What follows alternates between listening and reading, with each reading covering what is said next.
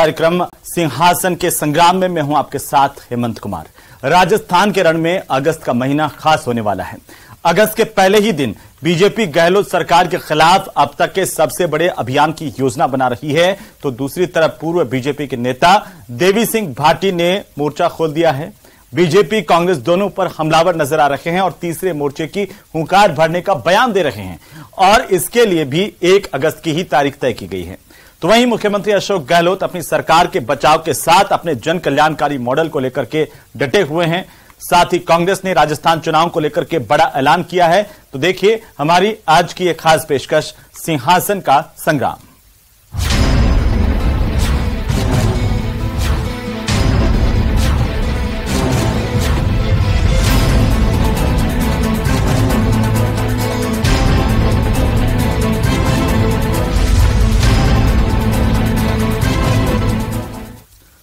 तो चलिए सिंहासन के संग्राम की शुरुआत इस वक्त की सबसे बड़ी खबर के साथ करते हैं। राजस्थान चुनाव को लेकर के कांग्रेस पार्टी की तरफ से बड़ा ऐलान किया गया है। कांग्रेस के सीनियर नेता को राजस्थान चुनाव में बड़ी जिम्मेदारी दी गई है। मधुसूदन मिस्त्री, जो कि पड़ोसी राज्य गुजरात से आते हैं, उन्हें राजस्थान का सीनियर ऑब्जर्वर नियुक्त किया है कांग्रेस पार्टी ने।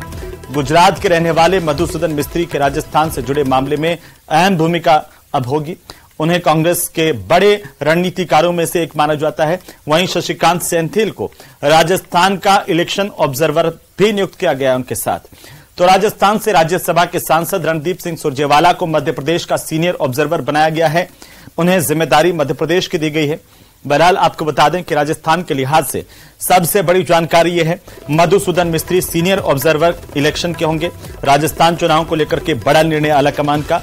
उनके साथ अटैच किया गया शशिकांत सेंथिल, जिन्हें ऑब्जर्वर की जिम्मेदारी दी गई है। तो रणदीप सुरजेवाला, जो कि कांग्रेस पार्टी के लिए लगातार हर एक मोर्चे पर डटे हुए नजर आते हैं, उनको जिम्मेदारी दी गई है मध्य प्रदेश की। उन्हें सीनियर ऑब्जर्वर मध्य प्रदेश का नियुक्त किया गया है। तो इस लिहाज से ये बड़ी घोषणाएं आलाकमान की ओर से की गई कांग्रेस पार्टी के भीतर। राजस्थान के लिहाज से सबसे बड़ी जानकारी यह है कि मधुसूदन मिस्त्री अब सीनियर ऑब्जर्वर होंगे आने वाले इलेक्शन को लेकर के।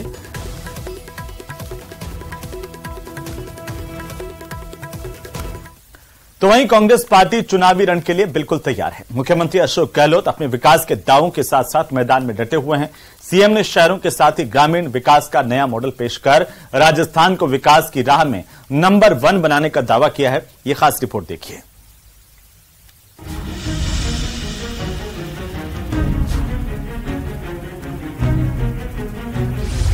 बीजेपी का अभियान, सरकार का ऐलान। अभी सरकार इसी 10 अगस्त से सरकार अपनी एक योजना और प्रारंभ कर रही है, मुफ्त टेलीफोन बांटने की। संस्थागत भ्रष्टाचार का बेजोड़ नमूना है ये। सरकार ने 1,39,00,000 चिरंजीवी महिलाओं को टेलीफोन देने की घोषणा की थी। सीएम गहलोत का विकास वाला दाव। चाहे कॉलेज बनाने की बात भी क्यों नहीं हो, तहसील बनने की बात, तो हर काम, हर विभाग का कोई काम अटकता नहीं है और स्मूथली आगे बढ़ रहे हैं। इसी का इम्पैक्ट राजस्थान में देखने को मिल रहा है। राजस्थान में विकास की सियासत पर आर पार।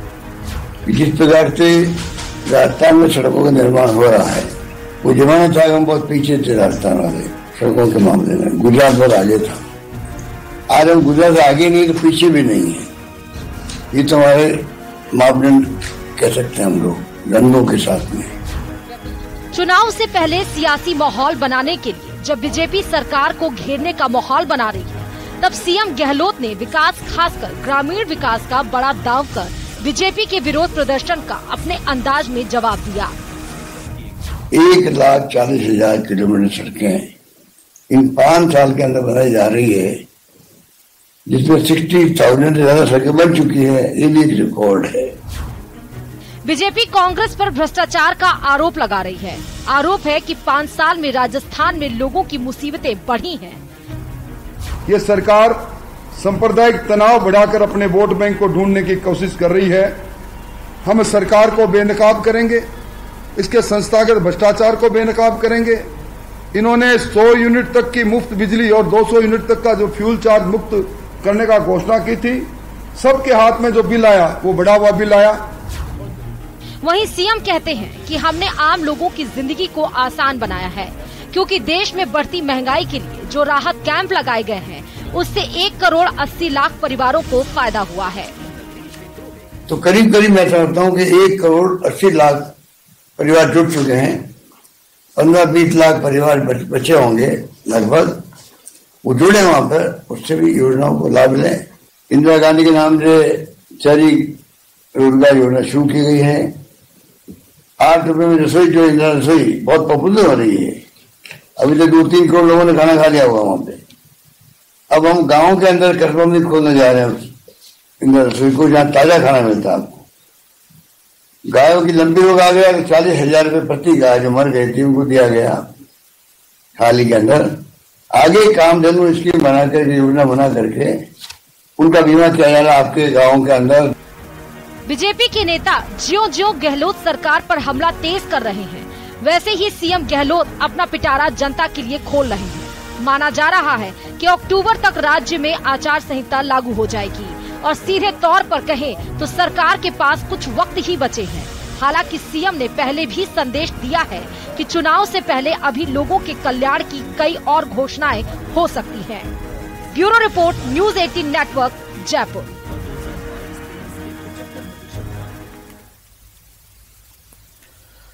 तो वहीं बीजेपी सरकार के खिलाफ अपने महाअभियान का आगाज करने वाली है और मंगलवार को बीजेपी सचिवालय का घेराव करने की तैयारी कर रही है। दावा है कि गहलोत सरकार के खिलाफ ये अब तक का सबसे बड़ा विरोध प्रदर्शन भारतीय जनता पार्टी का होगा। रिपोर्ट देखिए।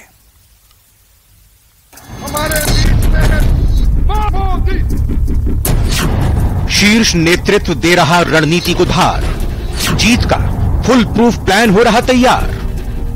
जयपुर में महा घेराव करने वाले हैं कांग्रेस और गहलोत सरकार के खिलाफ।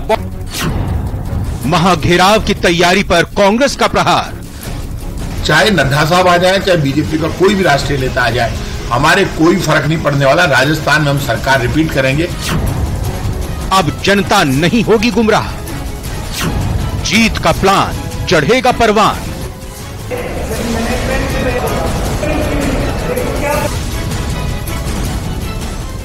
प्रदेश में चुनाव की रणभेरी बच चुकी है, इसीलिए कांग्रेस और बीजेपी अपनी अपनी तैयारियों को धार देने में जुट चुकी है। बीजेपी इन दिनों नहीं सहेगा राजस्थान अभियान चला रही है। इसके तहत 1 अगस्त को वो सचिवालय का घेराव करने जा रही है। विरोध प्रदर्शन को व्यापक बनाने के लिए कार्यकर्ताओं को लामबंद करने के लिए दिल्ली स्थित बीजेपी मुख्यालय में बीजेपी के प्रदेश प्रभारी अरुण सिंह और राज्यसभा सांसद केवड़ीलाल मीणा ने कांग्रेस पर करारा प्रहार किया। बहुत बड़ी संख्या में किसान आक्रोशित होकर के, युवा आक्रोशित होकर, महिला आक्रोशित होकर के, सभी आक्रोशित होकर के कल 1 तारीख को जयपुर में महा घेराव करने वाले हैं कांग्रेस और गहलोत सरकार के खिलाफ। बहुत बड़ा एक घेराव का कार्यक्रम होगा।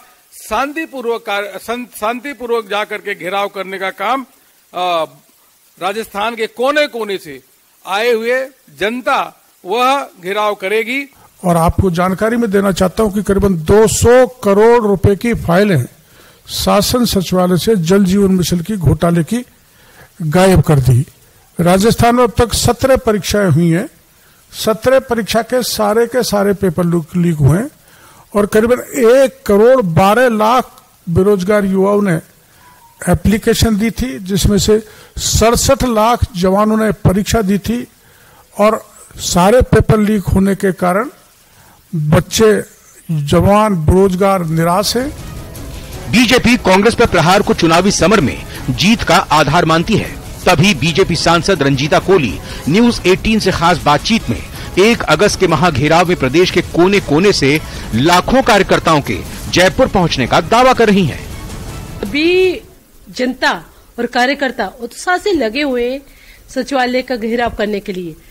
तो मैं यही बताना चाहूंगी कि भरतपुर से ज्यादा लोग वहां पहुंच रहे हैं, 25-30 हजार के करीब।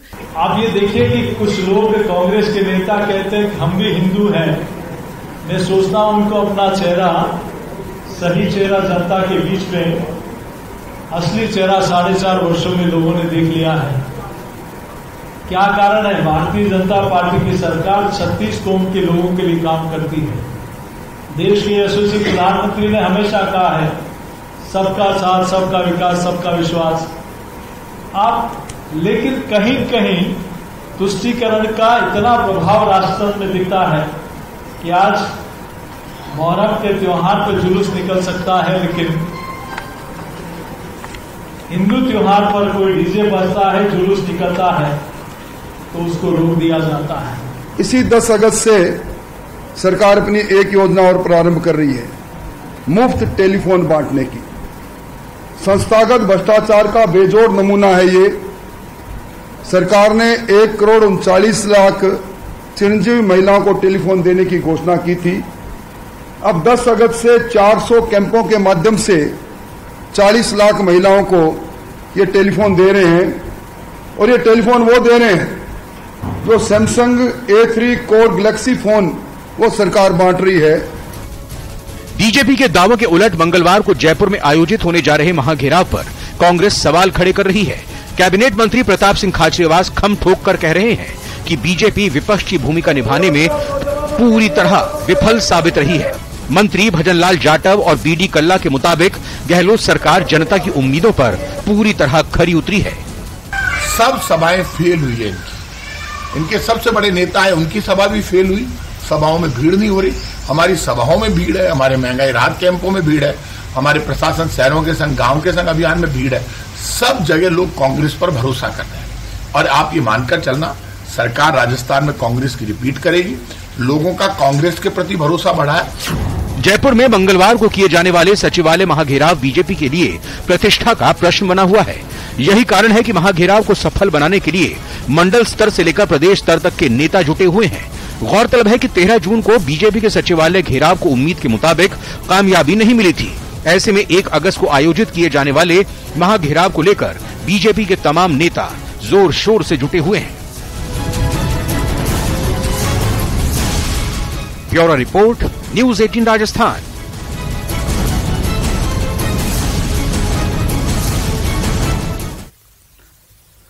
तो वहीं बीजेपी के प्रदेश अध्यक्ष सीपी जोशी ने गहलोत सरकार पर महिला अत्याचार से लेकर तुष्टीकरण तक के आरोपों के साथ ही जनता से वादा खिलाफी वाला बड़ा प्रहार किया है। आप भी देखिए। चलो जयपुर किस लिए?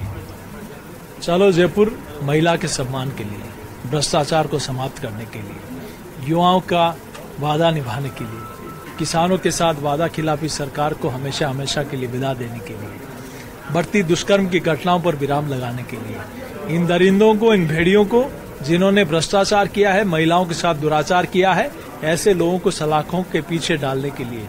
और मैं सोचता हूं राजस्थान में जिस प्रकार से घटनाएं 4.5 वर्ष में घटी है, आज नारी सुरक्षित न घर में है, न खेत पे है, न हॉस्पिटल में है, न स्कूल में है, न ऑफिस में है। जहां जहां देखो आप, एम्बुलेंस में किसी बहन बेटी के साथ दुराचार हो जाता है तो आईसीयू में जहां बहुत सुरक्षित जगह माना जाता है वहां भी किसी के साथ दुष्कर्म हो जाता है। एक पति के सामने एक महिला का दुष्कर्म हो जाता है, इससे बड़ी बात नहीं हो सकती। और आप देखिए कि राजस्थान में पिछले 4.5 वर्षों में जिस प्रकार की घटनाएं हुई हैं वो पूरे राजस्थान को शर्मसार करने वाली घटनाएं हैं। लेकिन जहां परिवार के राजस्थान के मुखिया को इस पर सख्त होना चाहिए, वहां ये कहते हैं कि दुष्कर्म की घटनाएं 65% फर्जी पाई जाती है। इनका एक मंत्री कहता है कि मर्दों का प्रदेश है, दुष्कर्म हो रहे हैं, तो क्या बड़ी बात हो गई? शर्म आती है ऐसे मंत्रियों का आप गले लगा रहे हो। दूसरी तरफ एक मंत्री जो आपको सही मायने में आईना दिखा रहा है, उसको आप कह रहे हो, उसको रातों रात हटा देते हो मंत्री की कुर्सी से। मतलब ये है कि जो आपको सच्चाई बताए वो भी सुरक्षित नहीं है, तो वो नारी कहां से सुरक्षित होगी? कि आप किस प्रकार से मंदिरों को तोड़ा आपने 4.5 वर्षों में, किस प्रकार से प्रभु श्री राम का नारा लगाया तो उनके खिलाफ एफआईआर दर्ज की है। आपने भगवा पत्रिका लगाने वालों को ऊपर प्रतिबंध लगाया है। आपने एक त्योहार पर 24 घंटे बिजली और बाकी त्योहारों पर नहीं, ये तुष्टीकरण नहीं है तो क्या है? आपने एक त्योहारों पर आप पीएफआई जैसे आतंकवादी संगठन सरेआम हजारों की संख्या में लोग एकत्र हो रहे हैं, दूसरी तरफ कोई अपना हिंदू नववर्ष मना रहा है, कोई नवरात्रि मना रहा है, रामनवमी के लिए जुलूस निकाल रहा है, राम रिविडी निकाल रहा है, जलजूलनी 11 पे कोई जुलूस निकाल रहा है, कोई बाबा रामदेवरा जा रहे हैं, तो वहां आप उनको डीजे बंद करा रहे हो, आप यात्रा पर प्रतिबंध लगा रहे हो। एंटी इनकमेंसी नहीं है तो कांग्रेस विधायक दल की बैठक में सबसे अधिक मैक्सिमम एमएलएज कहते हैं कि हम अपने मैनिफेस्टो को पर कुछ नहीं कर पाए, हम किस मुंह से जनता के बीच में जाएंगे। ये हमने नहीं कहा, ये इन्हीं के मंत्रियों और विधायकों ने कहा कि 50% के बिना इस सरकार में फाइल आगे नहीं बढ़ती। ये इन्हीं के विधायकों ने कहा कि नारी में विधायक होते हुए भी मैं सुरक्षित नहीं हूं। ये इन्हीं के विधायकों ने कहा कि दुष्कर्म की घटनाओं में अपने गिरेबान में झांकने चाहिए। ये इन्हीं के विधायकों ने कहा कि अब तक की महाभ्रष्ट सरकार है, तो इनको अपना। और ये इन्हीं के विधायकों ने कहा कि हम किसानों का कर्जा माफ नहीं कर पाए, हम बेरोजगारी भत्ता नहीं दे पाए। पेपर लीक पे इन्हीं के विधायक और मंत्रियों ने पदयात्रा की आंदोलन किया। तो स्पष्ट है कि हम तो जनता की आवाज बनकर बात कर ही रहे हैं। इनकी पार्टी के, इनके कुनबे के लोगों ने, इनके परिवार के लोगों ने भी इस सरकार को अपना आईना दिखाया है।